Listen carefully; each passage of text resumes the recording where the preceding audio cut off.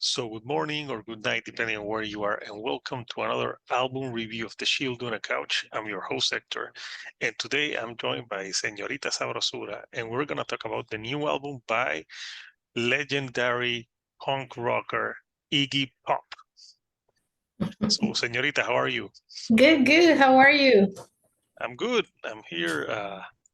I've been listening to this album the whole weekend, and it's an interesting album. And we're gonna talk about the tracks and what we thought.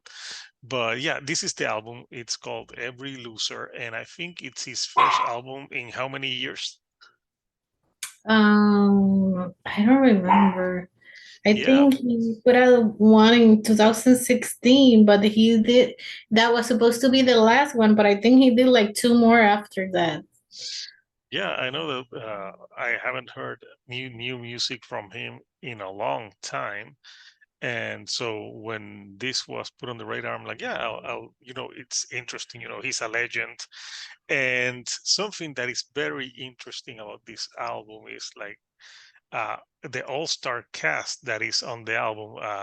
Here's Yes, all the people that are on this album. You have Chad Smith, Andrew Watt, Dave Navarro, Duff McKagan. There's a lot of people from Jane's Addiction here and from Red Hot Chili Peppers. yes. Taylor Hawkins was there, Stone Gossard, Travis. So it's almost what's interesting. These people also played on the last Ozzy album. Yes, because Almost all of them, yeah. Andrew Watt was the producer in the last OC album.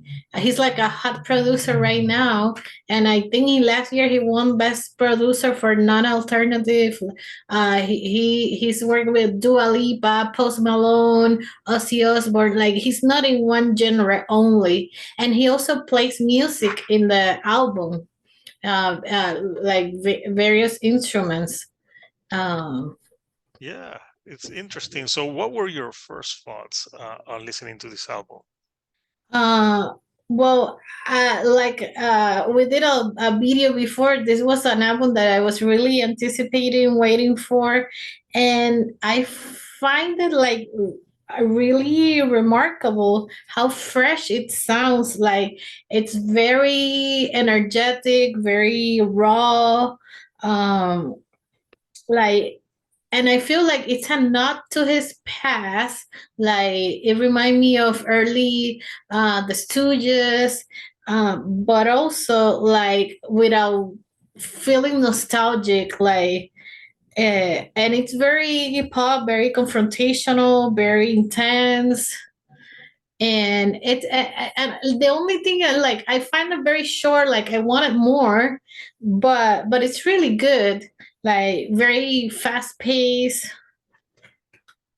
Yeah, I thought it was entertaining, Yeah. but it's an album that I think it's you have to listen to it more to get some nuances. But yeah, I think it sounds like Iggy Pop mostly. So now we're And gonna, one yeah, thing we forgot, like people who live under a rock and don't know who Iggy Pop is, he's a legend. He's 75 years old right now, and he was the vocalist of the proto punk band The Stooges. oh yeah, Like before punk existed, there was the Stooges, and yeah, he's called the godfather of punk. and he looks good without a shirt. Yes, I think he's the most shirtless rock star ever. Uh, and he also was the inventor of the stage dive, the first one to do that. Yeah, and he was punk rock when punk rock didn't exist, so that's why I call Exactly. him. Yeah, no, and he's got that attitude, he when he sings, it's him. He's got like that swagger to him. So yeah, now we're gonna go ahead and talk favorite tracks out of this album. So, Senorita, what were the standout tracks for you on this album? Well, of course, I like Francie. For me, it's the perfect opener. It's very energetic. It reminds me of the Stooges, And like, what a way to start an album with those lines. Got a dick and two balls. That's more than you all. Like what? And then he says, "I'm in a frenzy, you fucking prick. I'm in a frenzy, you goddamn dick." Like he has a way with words. Like some people criticize him because it's very simplistic, but I like it. Like go straight to the point, like with a very fuck you attitude, very punk rock. No, yeah, I agree. And besides, what other tracks stood out for you? And well, I also like Strung Out Johnny.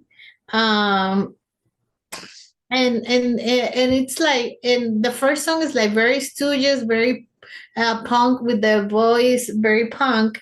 And then with this one, the Strung Out Johnny, he uses his baritone voice, and that voice was encouraged by David Bowie.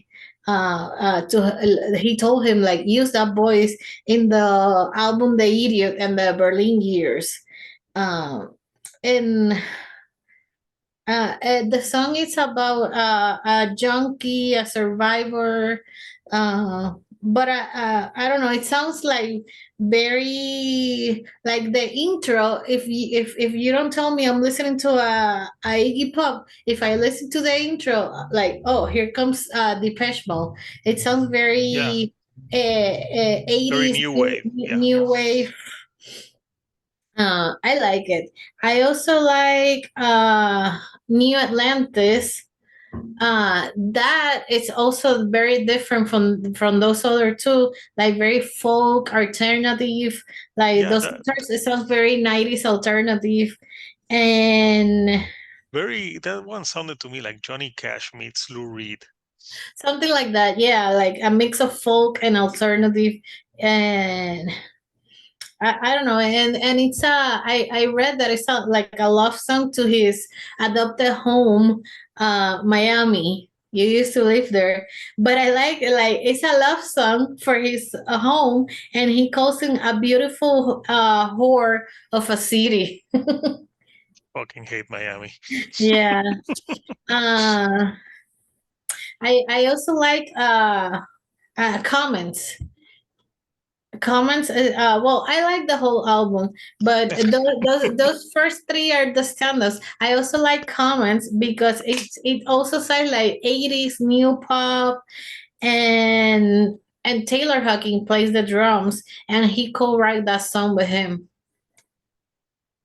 Oh yeah, no, Yeah. yeah, that's a good song. And yeah, I agree. You know, those songs are good. So the songs for me that stood out here. So yeah, I like it because this album to me is a tale of two albums. You have the really simplistic punk rock songs, Yes. then you have the more like Johnny Cash somber meets Lou Reed with more Mhm. of the baritone voice, and so it's different, but it's good because it's you can see both sides of Iggy Pop. You know, it's not like a punk straight. Like it Yeah. has some changes. Sometimes it disrupts the flow of the album for me, but yeah, I love Frenzy. I think Modern Day Ripoff is a great, like Yes. very banging song. Morning Show was weird to me. I think Uh, that was like the more radio friendly. I like it. It sounds like very country rock melodic. yeah.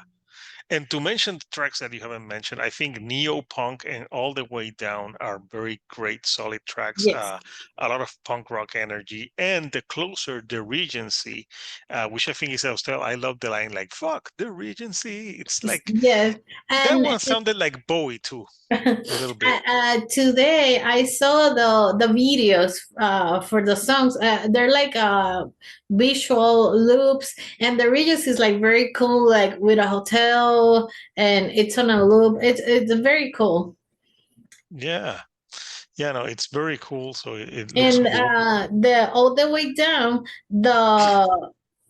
it sounds like Bowie, but the chorus also sounds like it remind me. and my husband was the one who told me uh, of Ramstein, the singer, not the music, but the voice, like the one he does in his in the chorus, like remind me a little. But the music is like more LA rock, 90s, early Stooges, like a mix.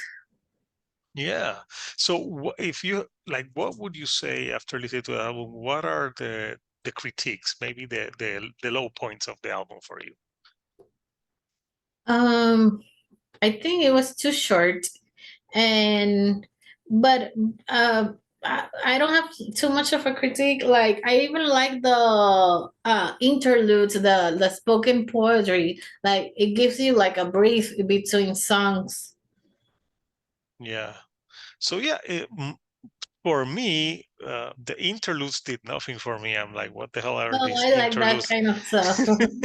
Why are they? Especially the news for Andy, he's talking about like you need a psychiatrist and Yeah, it sounds like this. a commercial for a It sounded like a psychiatrist. commercial, but yeah, I think it's because it's 11 songs, but actually it's 9 songs because you Yeah, have two interludes. So it's 9 songs, 36 minutes. Instead of interludes, I would have like two more full songs, and yeah. maybe the album like a 42-minute album, just two more songs, and instead of the interludes. I don't know. I'm not a huge fan of interludes. Unless the interludes like is a concept album and it goes with the story, but I don't think this is a concept album, so I don't No, know the relevance of the interludes in this album in particular. But yes, it is still a very solid album.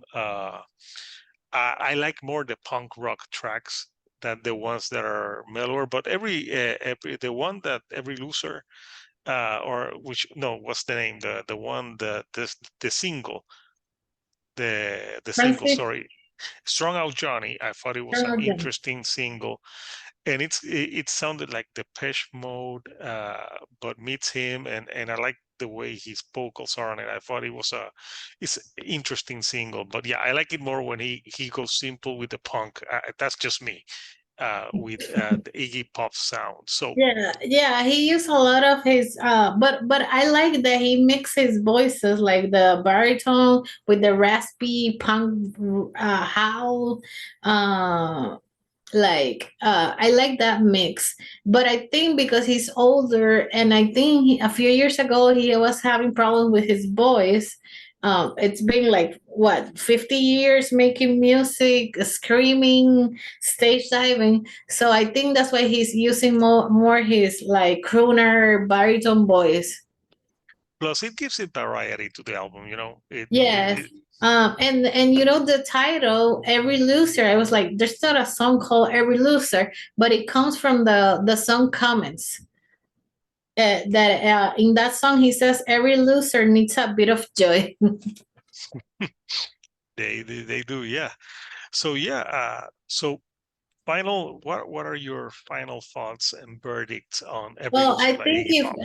if you like early Stooges, if you like that 70s punk, if you like David Bowie, that new wave also 80s pop, like you're gonna like this album. Um I like it that it doesn't feel like overwork or overproduced. Like a lot of singers, when they're really old, they start using auto tune and a lot of like production. I'm And I looking at you, feel like, Ozzy. but I feel like this doesn't feel like that. And I think it's gonna be with the years like a timeless album. And I like that it captured his essence at 75. Like it has a little bit of everything, and I don't know, I like it. And I Yeah. think the more you give it a listen, more you're gonna like it. So And I what like is your score? the musicians, like it has like a super cast, but it's not like, it doesn't feel forced. Like it feel like No. they had fun doing this album. Yeah, and another thing is that they're all musicians. There's no guest singers. Yeah. Because, for example, in the Ozzy Osbourne album, there's guest singers, and so it felt more like a collaboration record. But this feels like an Iggy Pop record. Yes. I don't know. Yeah. So what is your score? I'll give it an 8. 8 out of Eight 10. out. Nice. So for me, after listening to this album a few times over the weekend and letting it sit with me, I would also agree it's an 8 out of 10. It's a solid record. Yeah. My only critique is that it's too short. But I think it captures the essence of Iggy Pop, and he's 75 years old. He sounds great on it, and I like it that he sounds like himself and not auto tune like some Exactly. other older singers do. Like you can tell it's his voice. So yeah, I think it's a great, solid record from a legend, and it's a great record to start the year. Uh, Out of the records that came out this weekend that I listened to, I think it's the best one for me. But yeah, it's interesting record. So 8 out of 10. So we want to know, people, what did you think about Every Loser by Iggy Pop? Uh, are you a fan? What are your favorite tracks? Comment. And if you like the videos that we're putting out, don't forget to give us a like and don't forget to subscribe. We have more content on the way. So I don't know what's coming up next. I gotta see like what albums are coming out that we would review. But I'm gonna have less videos, more or less videos than often because it I don't have as much free time now uh, to do the videos. But I'll keep them coming. But bear with me if it's not as much as last year. But we'll keep them coming. So until next time. This is Hector, the shield on the couch, Señorita Sabrosura. and we'll see you right here on the couch. Thank you and good night.